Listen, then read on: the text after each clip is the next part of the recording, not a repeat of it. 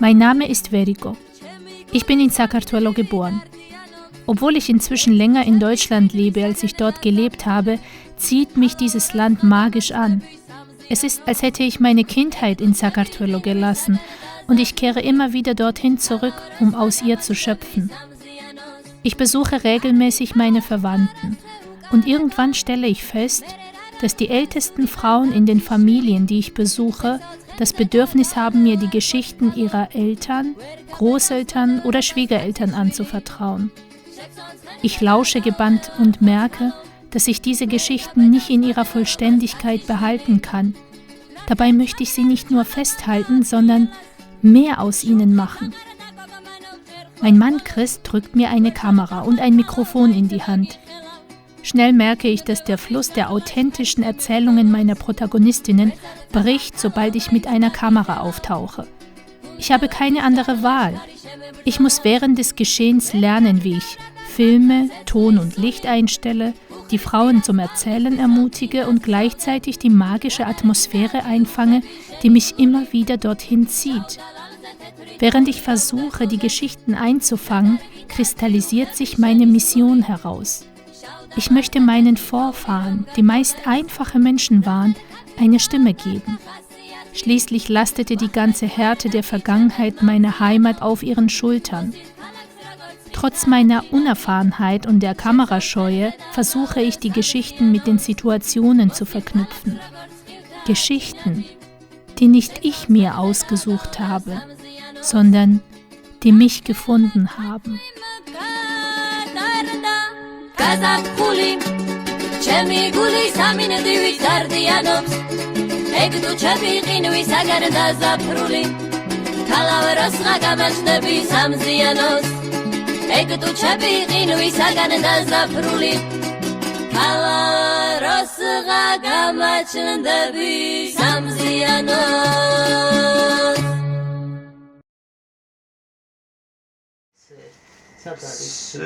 ცეზე მიყენია. ინგა ახლა თუ მოგწონ შენ ამისკერო, ამათ აღარ შეეხო. ეს ატრიალე მერტული. შეედება. ის თუ ასე არ უნდა იყოს უკვე. ესე ეს ნუ ეს დიდი ისა ხო, აბა მოდი ის გავაკეთოთ იმაზე, ცეზე.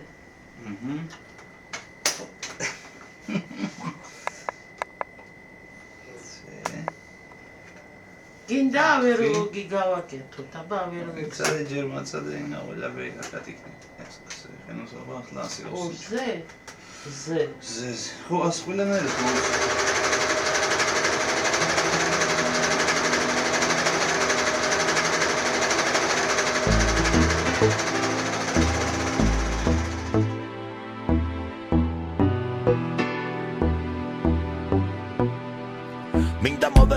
გულში ვაკოცო ქალაქს რომელსაც ვერ დატოვებ ვერასოდეს დაკარგავ სიტყვა სიყვარულის და ღიმილის ქალაქი მეწმუნებს სხვა ქალაქებს ის არაფრით არ აგავს ბევრჯერ დაანგრიეს გადაწვეს და გათელეს მაგრამ რწმენას ვაშკაცობას მაინც არ კარგავს ბევრჯერ წაართვეს სამამოშვილები და მაისტრის ჯინაზე უფრო მეტი გაზარდა ვერასოდეს უღალატებ ამას ვერ შევძლებ მეც მისი შვილი ვარ ამის უფლება არ მაქვს უფლება მის ლამაზ გულში ცხოვრობდე არ ვიყო კაცი ვინმე მოღალატე დამარგვას აი ასე შევიყვანე ძვირები მოგებერები სულ შენი შვილი ვარ შენი ვიქნები სულ როგორც ოპალდეტას ისე დაგიგიცო შენს შენსას ვერასდროს ვაბიდის ყველაზე ლამაზია ჩვენი საფიცარია ხამსურო აქ მიყვას აქ მიხარია შადოსული სანატრელი ჩვენი სიამაყე ყველას იტოვს საჯადოებს შენი სილამაზე სულ ვიქნები გუნდები მოგებერები სულ შენი შვილი ვარ შენი ვიქნები სულ როგორც ოპალდეტას ისე დაგიგიცო შენს შენსას ვერასდროს ვაბიდის ყველაზე ლამაზია ჩვენი საფიცარია ხამსურო აქ მიყვას აქ მიხარია შადოსული სანატრელი ჩვენი სიამაყე ყველას იტოვს საჯადოებს შენი სილამაზე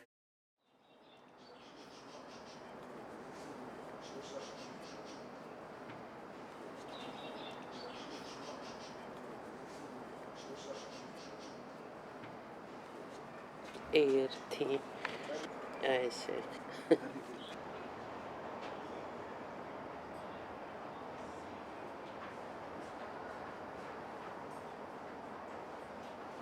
რა ვიცი აი ესე ვზივარ სახში და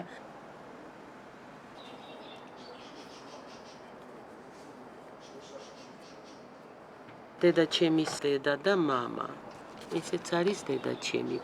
ხო, ტანია, დედაჩემი. Вообще ტანია არის სახელი სტანისლავა. პოლონური, დამალევსკა სტანისლავა.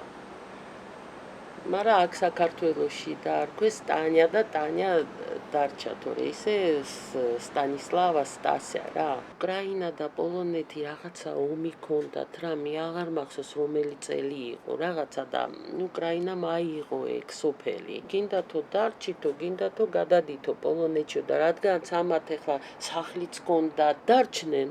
ოღონდ პოლონეთი აღარ იყო უკრაინა რა უკვე ის სოფელი. აი ეს რეპრესიები რო დაიწყო ეს სტალინის დროს, ეს არ ვიცი რატო არ უყვარდა ეს პოლონელები ეგრე, მე არ ვიცი კაჩე.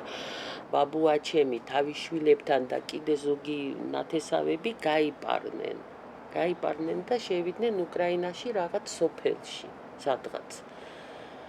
და იქ დაიწყეს და აი ბოლომდე იქ იყვნენ. 1939 წელში ხო დაიბადა დედაჩემი და 1941 წელში ომი რო დაიწყო გერმანელებთან. ხო, იყო სადღაც 2 წლის რა, ესე და როგორ ახსოვდა ეს ყველაფერი. ესე იგი შემოვიდნენ, შეიყვანეს სკოლაში, ჩაკეტეს. და დაწვა უნდათ რა ამ ხალხის, ამ სოფლის ხალხის. მთელი სოფელი კიდე გაიქცა ტყეში. ბაბუაჩემი იყო ის ტყის ლისნიკი და იქ ჰქონდა დიდი სახლი ჰქონდა რა. მთელი სოფელი, მთელი 1 წელი ცხოვრობდნენ იმ სახლში. და ძროხა ყავდა ბებიაჩემს და ის ძროხაც გაიქცა რა მაგათთან ერთად. იმდენ რძეს აძლევდა რომ მთელ აი ამ ბავშვებს კი ისა ყოფნიდა ეს რომ განთავისუფლეს ეს სოფელი, დაბრუნდნენ, ახალი სახლები დაიწყეს აშენება. ბევრი თიხა იყო რა იმ ტყეში. პირველ რიგში ააშენეს ფეჩები.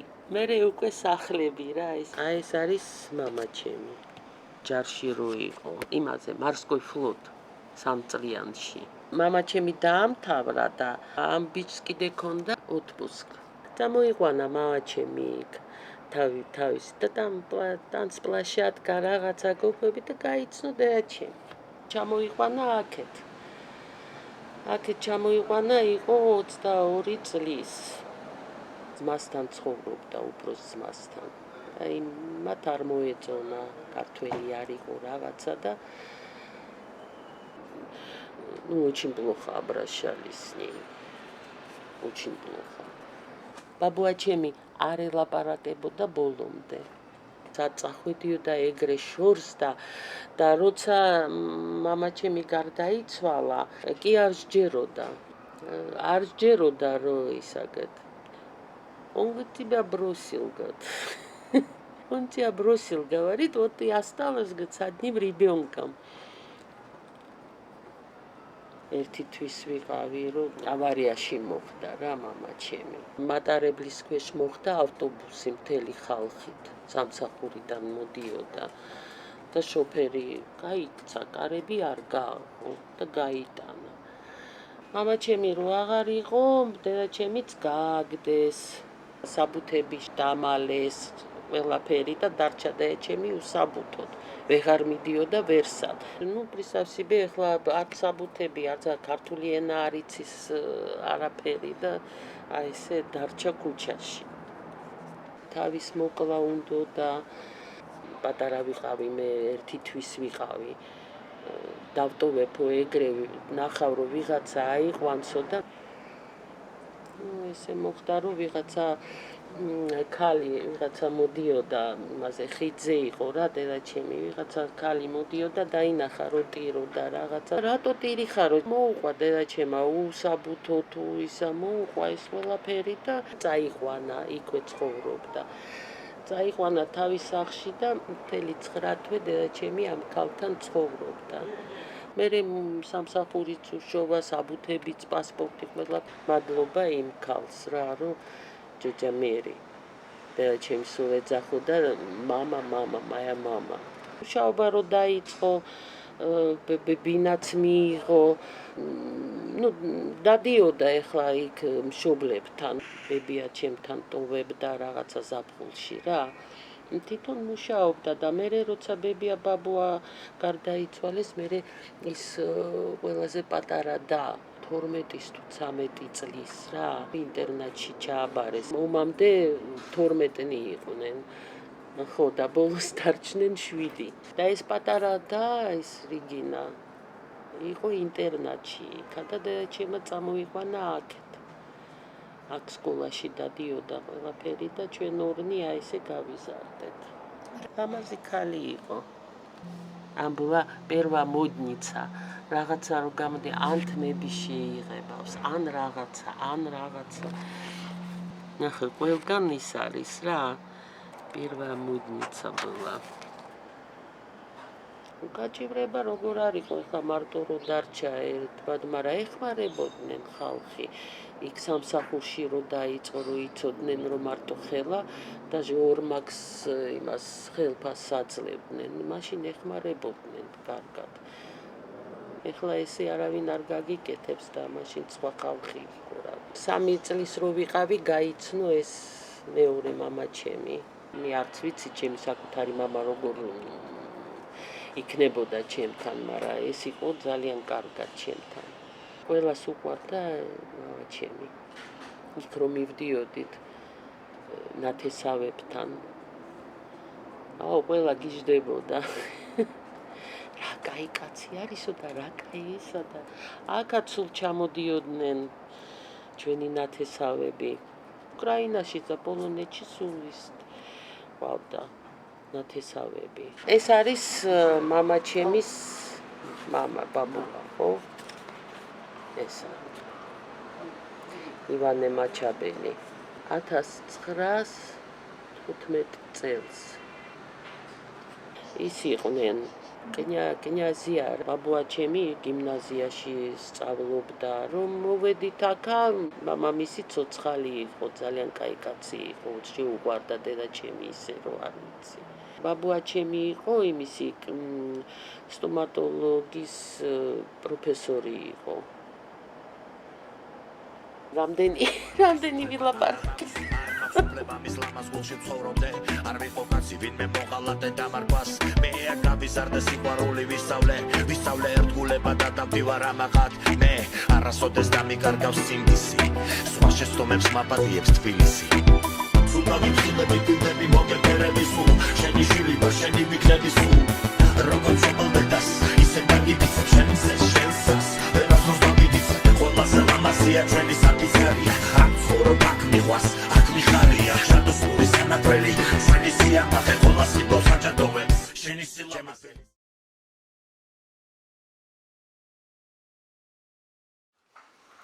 პრინცესა არის პრინცესა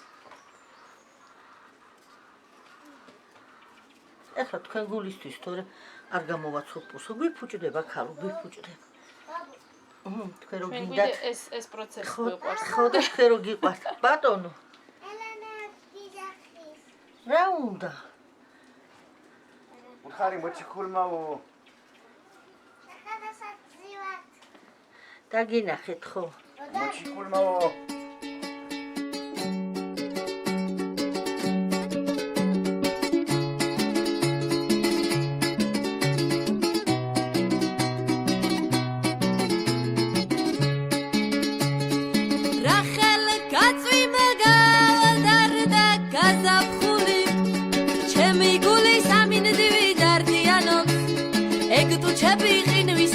დაზაფრული ხალავაროსღა გამაჩდები სამზიანოს ეგ თუ ჩემი ღინვისაგან დაზაფრული ხალავაროსღა გამაჩდები სამზიანოს კარგი ქალანუ ხარ ასე უკარება მერე რარამ ხევსური ხარ დამთიშვილი შექსაოცხენზე და გაოლე ვარ ხოცხალო ვერ გაბედავს მადევრობას კაციშვილი შექსაოცხენზე და გაოლე ვარ ხოცხალო ვერ გაბედავს მადევრობას კაციშვილი ნახელ ჩაბნელ ჩამაღამდა ახიელას შურთხიც აყარა და გოგომანო ერხოს ბოლოს ვერსად წახვალ ქალო მაინც მაგიხელა უნდევების ჩარლაშქარი შემებრძოლოს ვერსად წახვალ ქალო მაინც მაგიხელა უნდევების ჩარლაშქარი შემებრძოლოს ვერ გაბიგავრა და მაგწონ ცეცხლის სუნი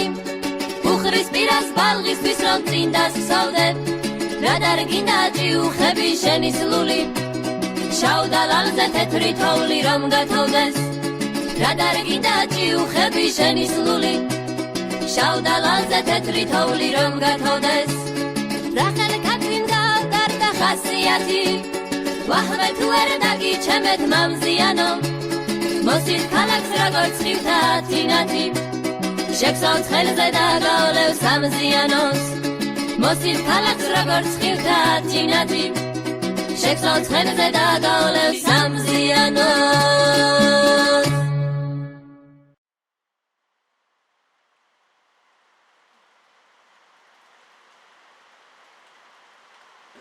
Чечету. Ай, я говорю. Чему получше можно?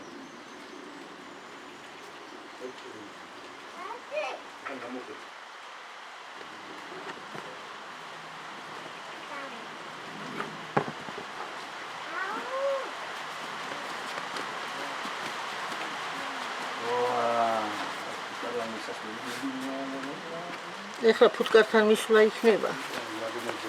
დაგტბინებ.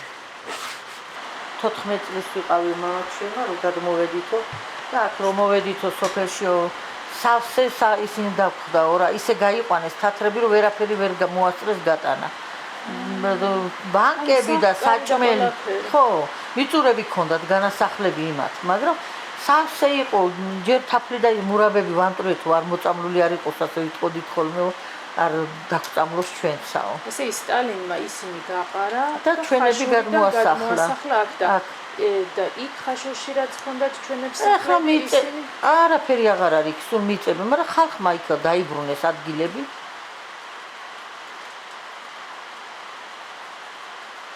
თუმცა რომ ეს თათრები გაესახლებია აქედან.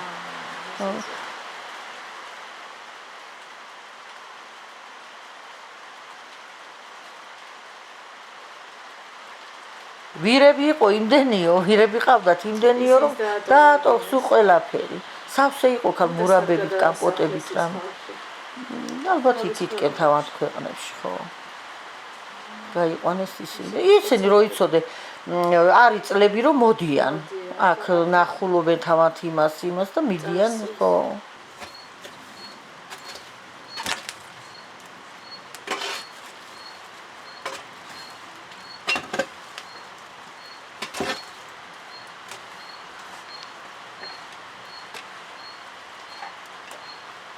რა ვიცი, ასე გაჭირვებით გაიზარდნენ. ისეთი დღე მაქვს, მამაჩემ აიცონა გავლილიო, რომ მე ყავარი გავხადეო, რომ სახლის დამეფარებია, შიფრის ფული არ მქონდა და იმისიო, არაფერს სად იყო მაშინ ჟეშტი და რამე. ყავარი და ეს თითიო გამისკდაო, 3 კრუგი დავატყვის სოფელსაო, რომ იმავშვებოდი თითზე დამეყვა, გამისკდაო ეს თითიო და ის დღე ისეთ გაჭირვებას მოყვებიოდნენ ხოლმე, რომ რა ვიცი, არაფერი არ მქონდაო. ნელ-ნელა მოიტანეს ცხოვრება რაღაცა და ახლა ჩვენც ვიგდით რომ რაღაცა გქონდეს.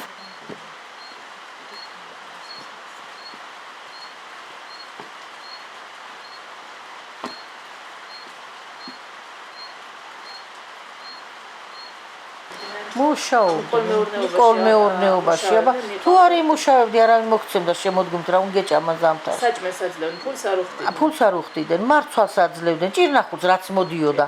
მეურნეობაში კარტოფილი იყო, პურის მარცვალი იყო ისი, რა იმის აძლევდნენ. სად იყო მანქანები ურმებით, ხარკამეთში და ურმებით. მამაჩემ ამ სახლის ქოდა ისიო, სულ ხარკამეთშითა და გამოვიწერეო ხარებიო მეურნეობიდანო, კოლმეურნეობიდანო და იმით მოვზიდეო ისისაო. მომეხმარაო ხალხიო და იმაშიც ფული უნდა დაგეხადა რომ გამოგიწერო.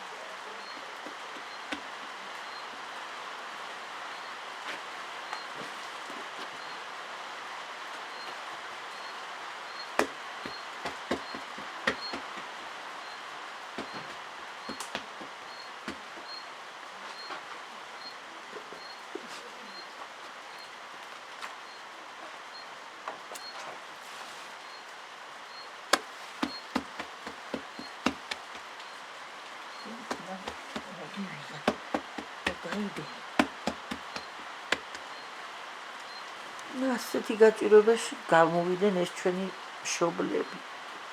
მამაჩემმა თქვა, ერთი ჯამი და ერთი კოზი მქონდა, ერთად გვენატრებოდა, რომ დამჯდარიყად საჭმელი გვეჭამაო. ის დღეები მაგ გავლილია.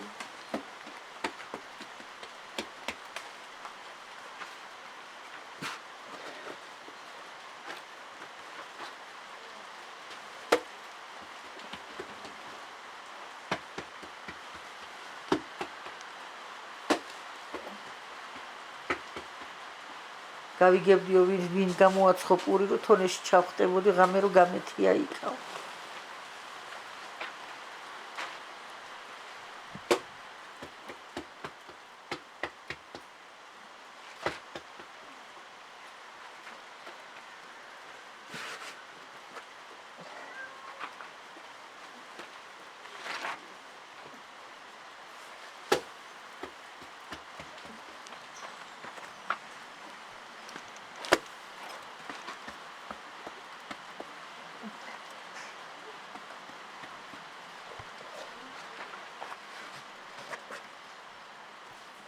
Alexi. და მინგიში.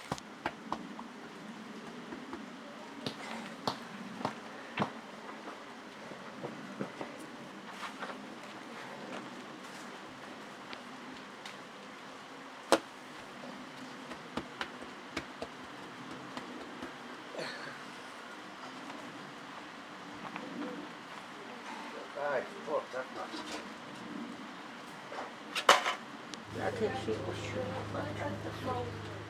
სამოცდაექვსი წლის იყო დედაჩემი რომ მოკვდა და 70-ისა მამაჩემი.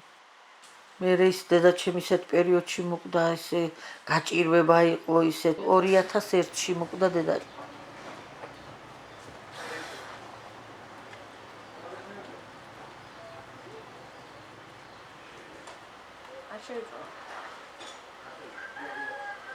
არა ძერა მოყვა. ეს ბავშვი ჩავარდა რატო? რომი? ეს უკვე დაძრებული. ოჯახი. აჩა. ველური.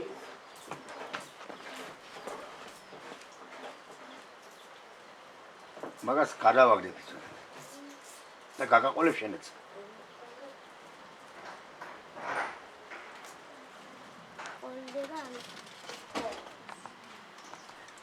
ახანო და დაიხ ცხელი პური. მე არ გაყოლები. ხილდა ყოლები. წო.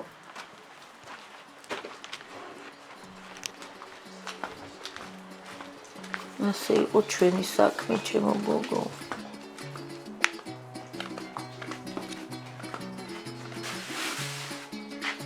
დაჟემური. აჯე.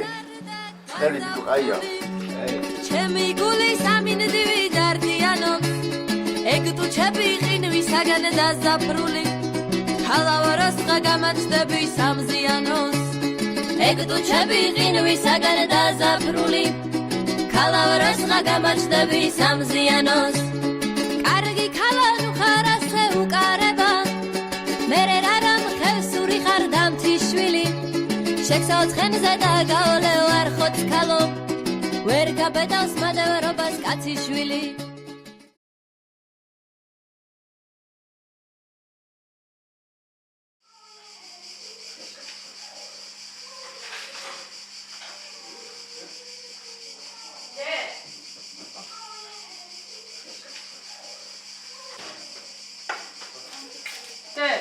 რა არის გასაკეთებელი სახში რომ შემო ლოგინს მივალაგებ რამე რომ გარეთ რო დღეს და საერთოდ ხანქან შეიძლება და ის გამაიქცა.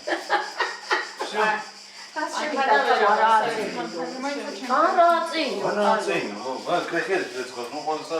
კრეხერით რეცხავს. არა წეინო და ფერში არ დაიცეს. ასე თუ მიაკოპიალებთ, ვერი ასე მიაკოპიალებთ კიდე ხო? რამეს ვიზავ? არა, ურატი მარაფერი.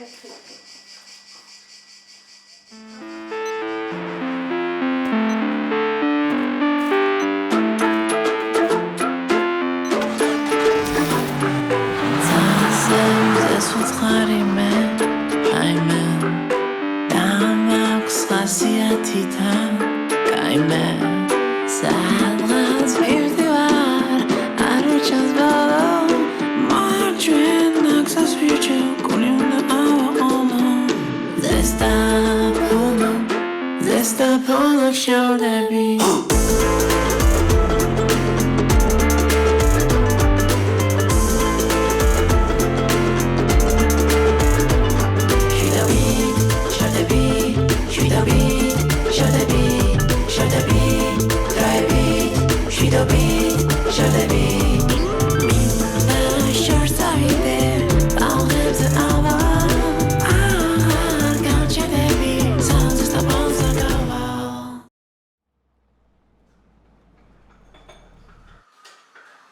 შაქარი არ გინდა?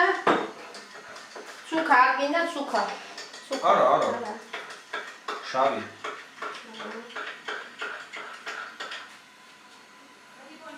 ხეთუნა, მზად არის შენი კოფე.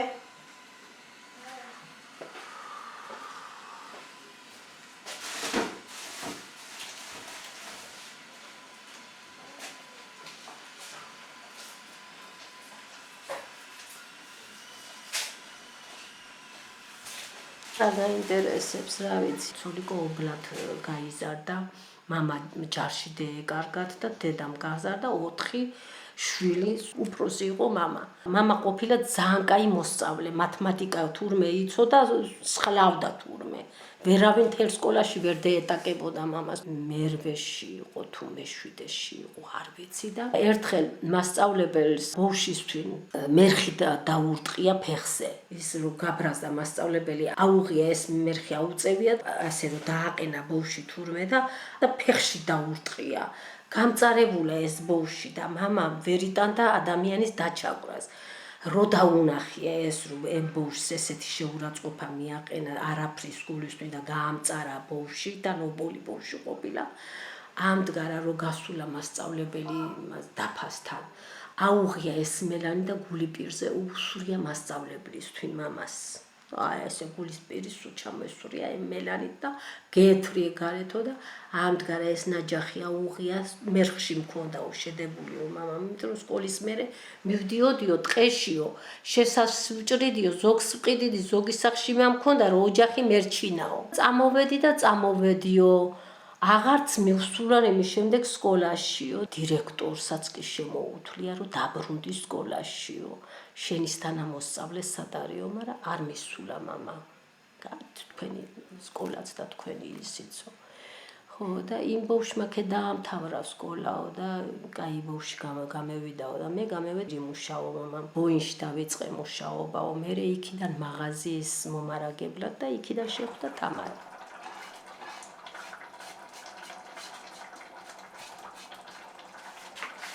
სურათს მიღე. სურათს მიღე. გადამიღე.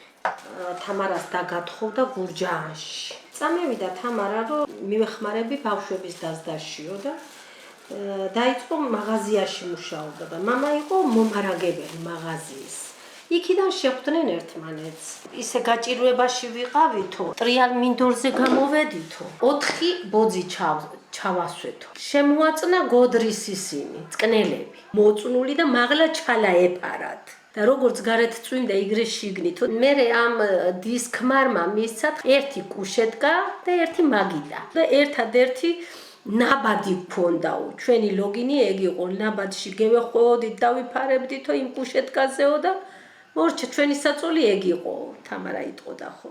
მაგათ გარშემო ყოფილა ვენახები. ბიძა ყოლია მამას შეძლებული და იმას უთქვია რომ წაიყვანე ცხენი დაჭკაო და მოხნებზე და იმაზე იარეო. ხან წამლიდა, ხან ხნავდა ვენახებს და ამით რაღაცა 2 კაპიკი შემოიქონა და ერთი კატობებო იყო კატობებო და დაუძახია ამ ქარს რომ შვილო, მთელი დღე აქავარო და შენ კერიაზეო. ბოლი არ ამოდისო და რა სჭამეო, არაფერი მშიერი ვარო. ხო და ხვალე სოლიკომ გამithოხნოს ეს ვენახი პურსაც ჩამოგიტან და ფულსაცო. მე ეს ქალი დაუყარაულდიო დედამ და რო წავიდაო, ავიღე თოხიო თამარა. გადავედი და მე ვთოხნეო. სოლიკოსას დაუწდიდიო. ვენახის პლანებშიო ნიორი ერგვა. ემ ნიორის ფოჩს მოუწყვეტამდიო, მოვსრესამდე იმას ავჭამდი, რომ გული არ წამსვლოდაო. ისე უჭირდათ. ხო, და მე რომ მოსულა სოლიკო უთქვია, რომ არის კატო ეგრე თქვაო და შენქე გაგითოხიაო მამას უთქვია და მე რაღა გავთოხნო. მე გავთოხნი შენ სხვაგან წადი და სხვაგან იმუშავეო. ხო და ესე მიეჩვივნენ სოლიკოც და თამარაც ვენახების დამუშავებას, იქ გაფურჩნას, იქ დაკავებას, იქ გათოხნას, ყველა მიცოდა იმ გარშემო, რომ ესენი ეგრე მუშაობდნენ და ყველა აძლევდა ხამპურს აძლევდნენ, ხამფურს, მამას კიდე ხორბალი რაღაცები მოიქონდა და ამით ნელა-ნელა მერე შეიძინეს საქონელი. ღორი, წვარი, ქათამი, ბატი, იყვი, ერთი ძროხა შეიძინეს, მერე ცხენი შეიძინა მამამ, ტაჭკა, მერე გუთანი ისი და აღარ დაჭირდა ბიძამისისგან თხოვება და რამე. ნელ-ნელა ყველაფერი შეიძინეს. 12 ძროხა ყავდათ თავის ნამატით. მერე სახლის კეთება რომ დავიწყეთო, თამარა იტყო და ქვასო მე ვტეხამდი შუაზეო, რომ სახლი ოთახი ეგვეშენებიაო. როგორც ქვას დავარტყამდი და დაიჟღრიალებდაო, ისე თავში მაჟრიალებდაო. ორი ვენახი შეიძინეს, ჩვენ პატარები ვიყავით, ფულს კარგად იღებდნენ მერე. მერე მე-7 კლასში რო ვიყავით და პრანჭვა რო დავიწყეთ ჩვენ, ეს საქონელი სულ დაყიდეს, სახლიც გაარემონტეს. მამამ იმაში დაიწყო მუშაობა ფოსტაში და დედამ დაიწყო ქირურგიაში მუშაობა და იმდენი ფული მოიქონა თამარას, რომ ხელფას აღარ უყურებდა. ოპერაციას რო გაიკეთებდნენ მაშინ და გამევიდოდა თამარა ეტყო და კარგად არის, ნუ გეშინია გამეიღვიძა, აი ყველაფერი კარგად ჩატა და מחარობელივით. ადგებოდნენ და ფულს ეჩუქნიდნენ, მაშინ ფული იყო შვილო. ჩვენ არაფერი არ გვაკლდა ბავშვობისას. საბნებსაც ეკერავდა ხოლმე, დასაცმელსაც და გვიკერავდა ხოლმე, იყიდი და მატერიას და გვიკერავდა კაბებს. ყველაფერი რო ეხერხებოდა თამარას ხელიდან, ყველაფერი რო გამოსდიოდა და ძალიან აი ინტერესიანი ქალი იყო, რომ მამაც ძალიან მადლიერები იყვნენ შვილო, ფული რო ჰქონდათ, ფული ვინც მოადგებოდა ფული გვასესხესოლიკო და რაღაცა არ არსებობდა მაგათ რომ ფული არ მიეცათ, არ არსებობდა. ეს ყველაფერი რომ კარგად იყო, ხელფასიც ჰქონდათ, ეს შემოსავალიც ჰქონდათ, ყურძნის რამე, პიანინო იყიდეს, მანანას უყიდეს. წიგნები ძალიან უყვარდათ. ესე იმდენად უყვარდათ, აი ხო დრო არა ექონათ, ღამე რომ მოდიოდნენ, სანამ დაიძინებდნენ, წიგს კითხულობდა, მამა ჩემი დაიღლებოდა, დედა ჩემი კითხულობდა, დედა ჩემი დაიღლებოდა, მამა ჩემი კითხულობდა და მერე რო წამოვიზარდეთ, მერე მანანას აკითხებდნენ ხოლმე. მეც კი მაკითხებდნენ ხოლმე, მაგრამ მე იმდენად არა მეზარებოდა და მანანას აკითხებდნენ ხოლმე და უსმედით თელი ოჯახი.